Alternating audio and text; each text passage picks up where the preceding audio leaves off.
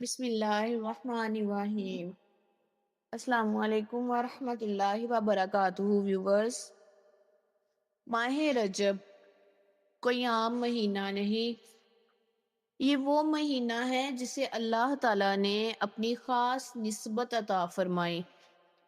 رسول خدا خاتم النبیین صلی اللہ تعالیٰ علیہ وآلہ وسلم نے فرمایا کہ رجب اللہ کا مہینہ ہے، شعبان میرا مہینہ ہے اور رمضان میری امت کا مہینہ ہے۔ یہ الفاظ خود اعلان ہے کہ رجب مقدمہ ہے تزکیہ نفس کا، اصلاح دل کا اور اللہ کی طرف واپسی کا۔ رجب کے لغوی اور اصطلاحی معنی کیا ہیں؟ لفظ رجب عربی زبان میں راجبہ سے نکلا ہے، جس کا مطلب ہے تعظیم کرنا، احترام دینا، کسی چیز کو عظمت دینا۔ اسلام سے پہلے بھی عرب رجب کو حرمت والا مہینہ مانتے تھے، جس میں جنگ کرنا حرام تھا، خون بہانا منع فرمایا گیا تھا، ظلم سے اجتناب لازمی تھا۔ لیکن اسلام نے اس مہینے کو روحانی عظمت عطا فرمائی۔ اللہ تعالیٰ نے قرآن مجید میں سورۃ توبہ آیت نمبر 36 میں ارشاد فرمایا کہ بے شک مہینوں کی گنتی اللہ کے نزدیک 12 ہے، ان میں سے 4 حرمت والے ہیں۔ علماء کے مطابق یہ 4 مہینے ہیں رجب، محرم، ذوالحجہ اور ذوالقعدہ۔ رجب وہ واحد مہینہ ہے جو اکیلا آتا ہے، جبکہ باقی سارے مہینے مسلسل ہیں۔ یہ اس بات کی علامت ہے کہ رجب کی عظمت منفرد ہے۔ امام جعفر صادق علیہ السلام فرماتے ہیں کہ رجب توبہ کا مہینہ ہے، زیادہ سے زیادہ استغفار کریں۔ اس لیے اہل معرفت کہتے ہیں کہ رجب دل کی صفائی، شعبان روح کی تیاری اور رمضان روح کی معراج کا مہینہ ہے۔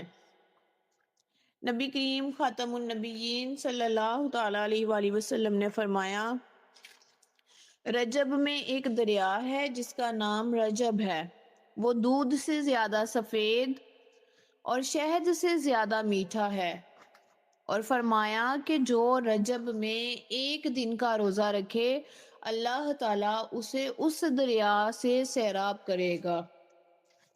ماہ رجب کو اہل بیت کی ولادتوں نے نور پر نور بنا دیا۔ 13 رجب ولادت امیر المؤمنین علیہ السلام، یہ وہ دن ہے جو تاریخ میں صرف ایک بار آیا۔ ولادت خانہ کعبہ میں ہوئی، ماں فاطمہ بنت اسد علیہما السلام، مقام بیت اللہ، شرف بے مثال ہے۔ یہ واقعہ صرف شیعہ کتب میں نہیں بلکہ اہل سنت کی مستند کتابوں میں بھی موجود ہے۔ امام علی علیہ السلام رجب کا سب سے روشن چراغ ہیں۔ اگر رجب کو اہل بیت کا مہینہ کہا جائے تو علی علیہ السلام اس کا دل ہیں۔ رجب میں ولادت، رمضان میں شہادت، کعبہ میں آمد، مسجد میں رخصت، یہ ہے عدل و حق کی مکمل تصویر۔ تو ڈیئر ویورز، اگر ماہ رجب کو عظمت حاصل ہے تو اس عظمت کی سب سے بڑی وجہ بعثت رسول کریم خاتم النبیین صلی اللہ تعالیٰ علیہ وآلہ وسلم ہے۔ یہ وہ دن ہے جب زمین و آسمان کے درمیان ایک نیا رشتہ قائم ہوا، جب جہالت کے اندھیرے میں ہدایت کا سورج طلوع ہوا۔ مکہ کے قریب نورانی پہاڑ جبل نور، اسی پہاڑ پر ایک غار ہے جسے تاریخ غار ہرا کہتی ہے۔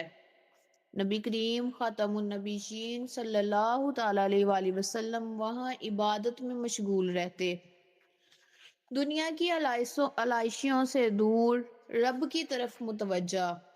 اور پھر 27 رجب کی رات آسمان سے سب سے مقرب فرشتہ جبرائیل علیہ السلام نازل ہوا۔ حضرت جبرائیل علیہ السلام نے فرمایا اقرا، پڑھیے۔ نبی کریم صلی اللہ تعالیٰ علیہ وآلہ وسلم نے فرمایا کہ میں پڑھا ہوا نہیں ہوں۔ 3 مرتبہ یہی مکالمہ ہوا، پھر فرمایا اقرا بسم ربک الذی خلق۔ یہ وہ لمحہ تھا جب انسانیت کو اپنی پہچان ملی اور نبوت کا آغاز ہوا۔ بعثت کا پیغام کیا تھا؟ توحید، عدل، اخلاق، انسانیت، ظلم کے خلاف قیام۔ بعثت کسی خاص قوم کے لیے نہیں بلکہ تمام جہانوں کے لیے رحمت تھی۔ اہل بیت نے رجب کو عبادت کا مہینہ قرار دیا۔ امام علی علیہ السلام فرماتے ہیں کہ رجب میں زیادہ سے زیادہ استغفار کرو، کیونکہ اللہ اس مہینے میں زیادہ مغفرت فرماتا ہے۔ استغفر اللہ واسألوہ التوبہ۔ نبی کریم خاتم النبیین صلی اللہ تعالیٰ علیہ وآلہ وسلم نے فرمایا کہ رجب میں ایک دن کا روزہ جہنم سے 1 سال کی دوری ہے، یعنی کہ ایک دن ایکول مغفرت، 3 دن کا روزہ جنت واجب، اور پورا مہینہ روزہ رکھنا عظیم اجر کا باعث بنتا ہے۔ 10 رجب ولادت امام محمد تقی علیہ السلام، جنہیں امام جواد علیہ السلام بھی کہتے ہیں، کم عمری میں امامت پر فائز ہوئے اور علم کا ایسا دریا بنے کہ بڑے بڑے علماء حیران رہ گئے۔ یہ اس بات کی دلیل ہے کہ امامت عمر کے محتاج نہیں بلکہ الہی انتخاب ہے۔ 25 رجب شہادت امام موسیٰ کاظم علیہ السلام۔ یہ وہ امام ہیں جنہوں نے قید، صبر، ظلم، ہر حال میں اللہ پر توکل رکھا۔ سال ہر سال قید زندان میں رہے لیکن کوئی شکوہ زباں پر نہ لائے، اسی لیے انہیں کاظم العظیم کہا جاتا ہے، یعنی کہ غصے کو پی جانے والے۔ رجب ولادت مولا علی علیہ السلام کی، رمضان میں شہادت۔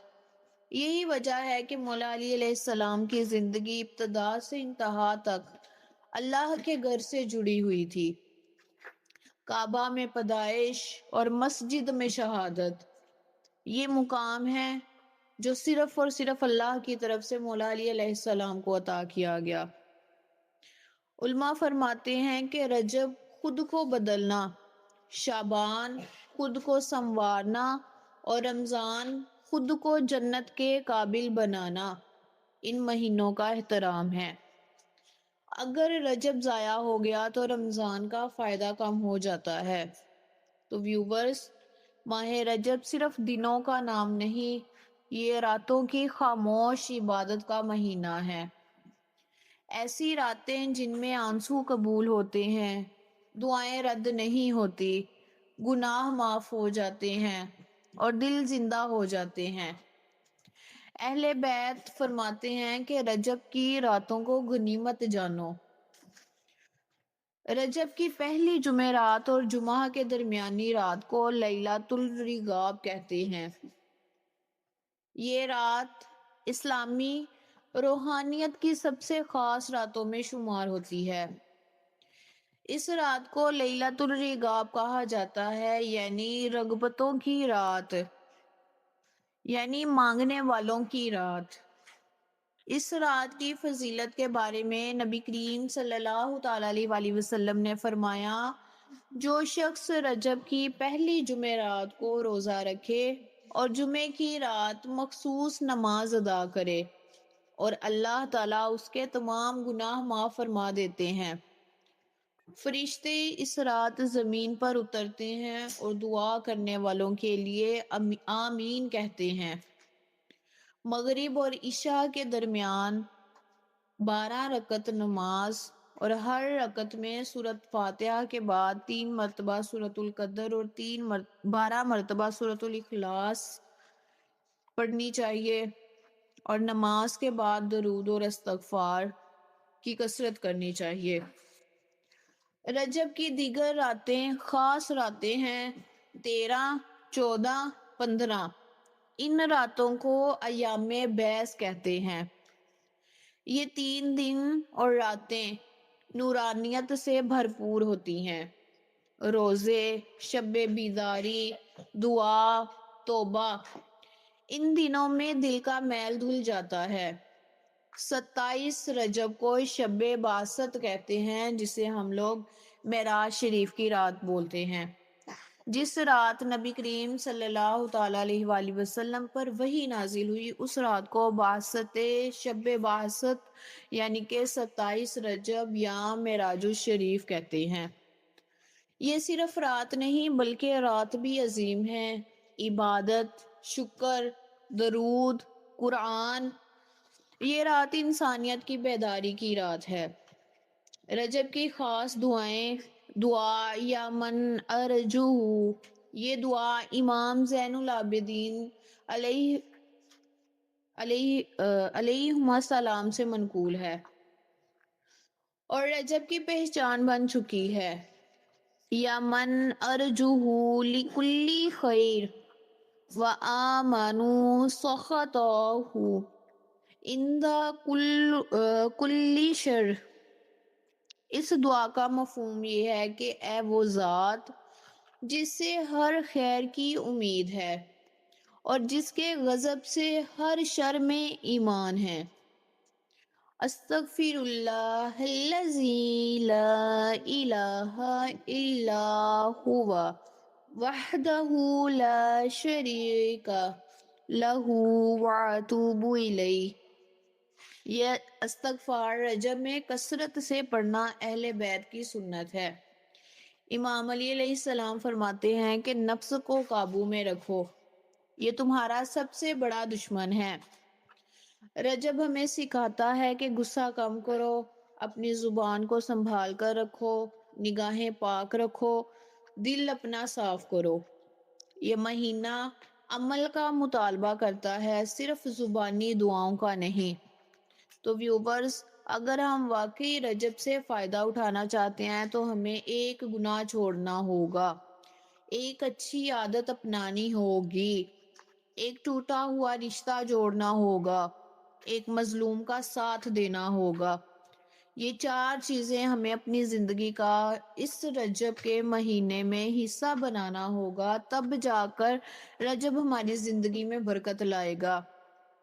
میں دوبارہ ریپیٹ کرتی ہوں کہ وہ کون سے 4 کام ہیں جو ہمیں اس رجب میں کرنے ہیں۔ تو ایک گناہ چھوڑنا ہے، ایک اچھی عادت اپنانی ہوگی، ایک ٹوٹا ہوا رشتہ جوڑنا ہوگا اور ایک مظلوم کا ساتھ دینا ہوگا۔ اہل بیت کا ہر مہینہ ہمیں کچھ نہ کچھ سکھاتا ہے، لیکن رجب مولا علی علیہ السلام کی ولادت، مولا موسیٰ کاظم علیہ السلام کی شہادت، بعثت رسول کریم صلی اللہ تعالیٰ علیہ وآلہ وسلم، اور اس مہینے میں بہت زیادہ ولادتیں بھی آتی ہیں، لیکن ان سب کا ذکر میں یہاں نہیں کر سکتی۔ سیپریٹلی ویڈیوز بنی ہوئی ہیں، آپ میرے چینل کو سبسکرائب کریں اور ساری میری ویڈیوز کو دیکھیں۔ یہ سب ہمیں حق، صبر اور عدل کی یاد دلاتے ہیں۔ رجب عمل کا مہینہ ہے، صرف گفتگو کا نہیں۔ تو ویورز، ماہ رجب ہمیں یہ پیغام دیتا ہے کہ یہ صرف سننے کا نہیں بلکہ بدلنے کا مہینہ ہے۔ اہل بیت فرماتے ہیں کہ رجب میں بندہ اللہ کی طرف ایک قدم بڑھائے تو اللہ اس کی طرف 10 قدم بڑھاتا ہے۔ تو اہل بیت سے منقول ہے کہ روزانہ کم از کم 70 مرتبہ استغفار پڑھا کریں اور آخر میں کہا جائے اللہم اغفر لی وتب علیہ۔ یہ استغفار دل کے زنگ کو اتارتا ہے اور گناہوں کے بوجھ کو ہلکا کر دیتا ہے۔ تو اس ویڈیو کا اختتام میں اس دعا سے کرتی ہوں، بلکہ دعا سے پہلے میں آپ کو رجب کے مہینے میں اپنی نفس کی اصلاح کرنے کے لیے کہنا چاہوں گی کہ اگر ہم رجب میں صرف عبادات کریں اور اخلاق نہ بدلیں تو مقصد پورا نہیں ہوتا۔ رجب میں ہمیں اپنی زبان کو قابو میں رکھنا ہوگا، اپنا غصہ پینا ہوگا، اپنی نظروں کو پاک کرنا ہوگا اور اپنے دل کو کینہ سے صاف کرنا ہوگا۔ تو اس ویڈیو کا اختتام میں اس دعا سے کرتی ہوں کہ اے اللہ، ہم مانتے ہیں ہم نے رجب جیسا مہینہ اکثر غفلت میں گزار دیا۔ اے اللہ، ہم شرمندہ ہیں لیکن نا امید نہیں۔ یا اللہ، ہمیں ان لوگوں میں شامل نہ کرنا جن پر مہینے گزر جاتے ہیں اور دل نہیں بدلتے۔ اے میرے پاک پروردگار دو عالم، ہمیں سچی توبہ عطا فرما، ایسی توبہ جس کے بعد گناہ سے نفرت ہو جائے۔ یا رب محمد، ہمارے والدین کی مغفرت فرما۔